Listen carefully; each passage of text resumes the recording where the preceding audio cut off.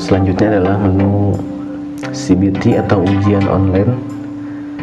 Nah, berbeda dengan menu mata kuliah yang mungkin teman-teman sudah ada yang tersedia langsung di akunnya. Untuk masuk ke ujian online ini, maka teman-teman mahasiswa perlu bergabung terlebih dahulu menggunakan kode kelas ujian. Nah, untuk teknisnya nanti bisa saja dosen memberikan kode tersebut melalui grup WhatsApp-nya mungkin, atau dari ketua kelasnya, atau bisa juga mungkin dosen memasukkan kode ujiannya di detail topik. Contoh ini yang mata kuliah tadi, pemrograman web dasar, contoh ada menu topik ujian CBT. Nah, mungkin ada juga dosen yang seperti ini, jadi memasukkan kode ujiannya di topik. Yang pasti yang teman-teman mahasiswa butuhkan adalah kode ini, kode untuk bergabung ke kelas ujian. Nah, bergabungnya bisa menggunakan menu gabung ujian yang ada di beranda atau juga yang di menu ujian online di sini. Jadi sama saja, tinggal klik gabung lalu masukkan kodenya. Nah, contoh ini adalah contoh ujian CBT. Ini deskripsinya, jadi tergantung yang diset oleh masing-masing dosen. Nah, apabila waktu pengerjaannya belum dimulai, maka akan tampil seperti ini. Jadi tidak ada kolom untuk memulainya.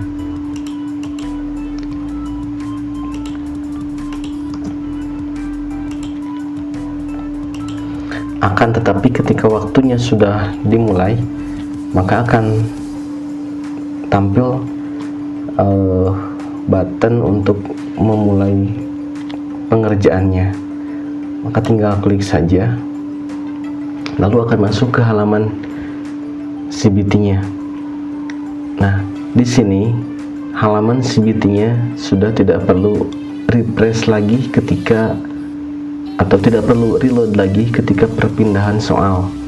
Jadi dengan mengklik soal selanjutnya atau sebelumnya, maka akan otomatis si nomor dan pertanyaan serta pilihan jawabannya akan tampil. Untuk menjawabnya tinggal diklik saja, lalu untuk berpindah ke soal selanjutnya tinggal klik selanjutnya, atau juga menggunakan menu daftar soal. Misal ini seandainya teman-teman ragu-ragu dengan jawabannya, bisa pilih dulu jawabannya, lalu klik menu ragu-ragu. Jadi ketika ditandai ragu-ragu seperti ini, di daftar soal juga akan tampilnya berwarna orange. Jadi kalau yang sudah dikerjakan itu berwarna hijau, yang belum dikerjakan itu berwarna abu-abu, dan yang sudah dikerjakan tapi ragu-ragu itu berwarna orange. Nah, kita pindah soal contohnya dengan mengklik ini nomor 3. Nah, tadi kan yang CBT-nya berbentuk pilihan ganda.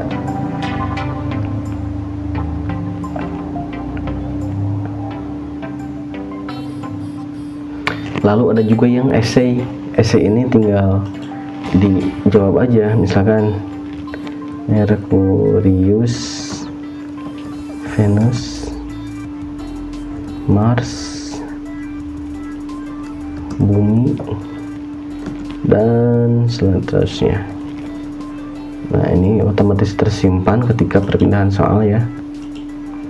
Misal soalnya itu ada banyak, ketika sudah sampai soal terakhir, maka akan kembali ke soal pertama. Jadi di sini teman-teman bisa mengerjakan berulang kali dari setiap soalnya.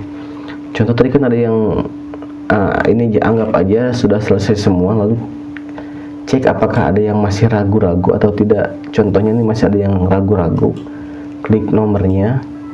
Misalkan ini sudah yakin jawabannya, lalu di unchecklist bagian ragu-ragunya, otomatis ini jadi hijau semua. Nah, ini bisa terus dikerjakan sampai waktunya habis atau sampai dosen menghentikan waktu pengerjaannya. Atau kalau teman-teman semua sudah yakin jawabannya sudah benar semua, bisa juga dengan menghentikan sendiri atau menyelesaikan sendiri pengerjaan ujian ini dengan mengklik tombol hentikan. Di sini ada sebuah peringatan, jadi ketika sudah dihentikan maka tidak akan bisa mengerjakan lagi, dan jawaban akan tampil seandainya dosen men-set jawabannya akan tampil gitu. Kolom hentikan ini juga hanya bisa di checklist, hanya bisa diklik setelah ininya di checklist gitu pernyataannya. Kalau nggak yakin ya klik batal, kalau sudah yakin ya klik hentikan, maka akan selesai. Nah, seandainya dosen men-setting ujian ini untuk menampilkan jawabannya, maka di sini akan ada tampil nilai PG-nya berapa. Lalu ketika S-nya sudah dinilai oleh dosen, akan tampil juga nilai esainya berapa. Lalu kolom mana saja yang benar dan salahnya akan tampil di sini. Berikut juga dengan pembahasan ujiannya. Tetapi apabila tidak di-set tampil atau disembunyikan, maka sudah seperti ini. Hasilnya hanya dosen yang tahu. Seperti itu.